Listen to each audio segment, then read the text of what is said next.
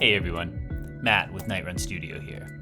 I'm currently developing a city building tower defense RPG style game that will ultimately blend elements of Kingdom, Starcraft, and Stardew Valley. This blend creates some unique challenges, and I thought other people might be interested in how I approach some of these challenges. I hope that making these videos will help me better examine my own game design, help me get some insights from other developers, and that it will inspire some others who are working on their own dream projects. So, my game is going to include resource collection, city building, tower defense, and a relationship system that includes a story mode and RPG elements. You'd be forgiven if you accused me of scope creep. So, where do you even begin? Well, none of these elements work without villagers. So, that's where I started. I already had a few character sprites that I created last summer when I tried to teach myself how to make pixel art style characters. You need wood to build most things, so I thought I'd start by creating a lumberjack. To make this lumberjack, I started off with a parent object which will handle all of the physics, and then a sprite for my graphics. I then added a couple of components to make this work in my world. A box collider so that he could collide with things, a rigid body so that we could have physics and gravity, and then I threw together a simple villager movement script to get him moving around. Having a movement script, though, requires that my NPCs actually know where they need to move to. This meant I needed to create a lumberjack-specific script. I then came up with a cool system where we used enumerations to determine what the current job was of the NPC. Then, down in my fixed update method, we used switches to move back and forth between all of these different jobs, which would just send you to a specific method that would handle it.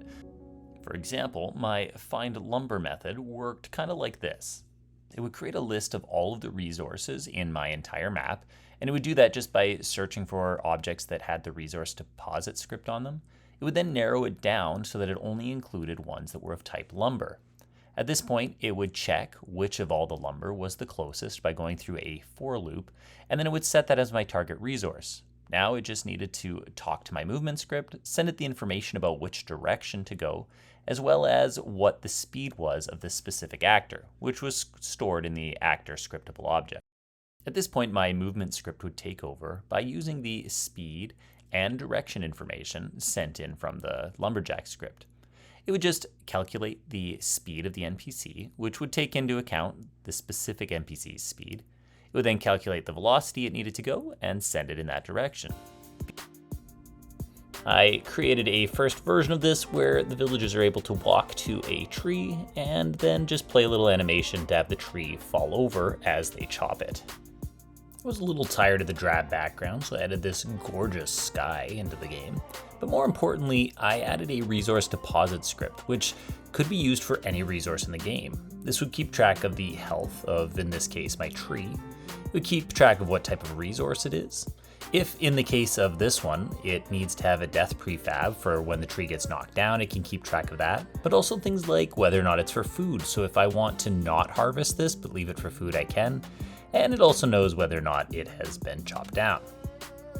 At this point, my villagers are now able to chop down the trees and start collecting them. So I made a progress bar so you can see their collection rate.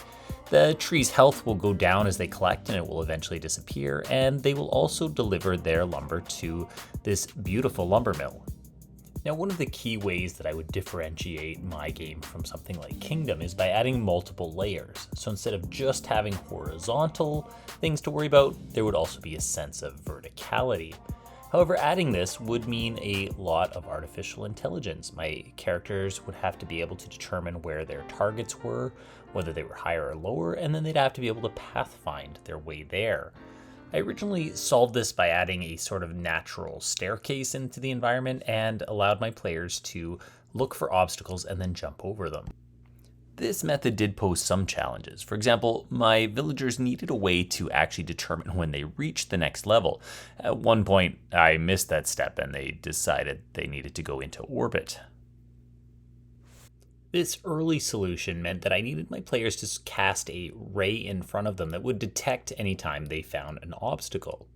If they did find that obstacle, I would need to just change their velocity, and essentially I just used my movement script, but instead of applying a horizontal velocity, I created a vertical one. Now all of this was working pretty well, but I realized that having natural looking stairs was not actually very natural. If I wanted to have multiple levels in my game, I was going to need to create objects like stairs that could be constructed so that I could ascend or descend those different levels. Unfortunately, this also meant a lot more AI. I was going to have to find a way to pathfind my way to stairs and check what level different objects were on. All of this meant adding more complexity to my Lumberjack script, and my code was beginning to swell even more. I added a couple of new jobs, including stair climbing and walking to the stairs, which meant adding more switches, which meant more methods, which meant that this script was just getting bigger and bigger, and I could tell that it was only going to get larger yet. And this was just simply for a lumberjack to find some wood and walk to it. I knew that simplifying this script and making it more modular were going to be important tasks, but I decided to set those on the things to do next pile and take a bit of a break from code. I was definitely getting tired of looking at all these blocks and rectangles on the screen, so I decided to make a lumbermill just to give my eyes a bit of a break and make this feel more like I was actually making a video game as opposed to a geometry assignment. This would establish a pattern that I would carry forward from here, where I would often take breaks from doing coding or programming in order to do some more artistic tasks. This made me ready then to get back at the coding and programming and just gave me some time to clear my head while also making my game look a lot nicer. I slowly started adding these graphics into the game as I created them, and before long I had a full lumberjack cycle of harvesting, returning to a lumber mill, and then getting back to work again.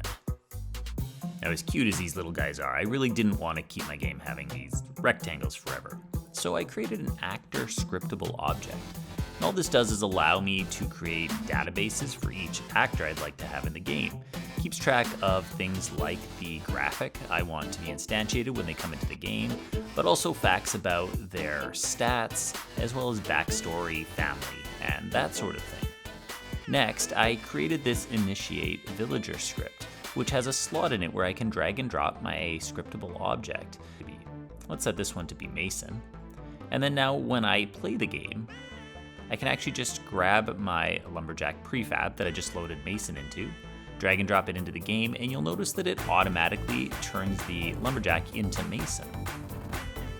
The other crucial features that I added during this initial game design sprint were just a couple of utility functions. So for example, when I drag and drop my Lumberjack in here and he goes to work, I can go into game view and just use the arrow keys to move around, which is just plain helpful.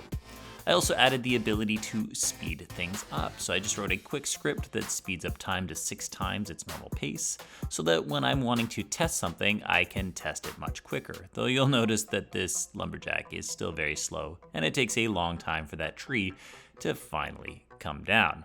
I'm glad I could at least make that happen 6 times faster than normal.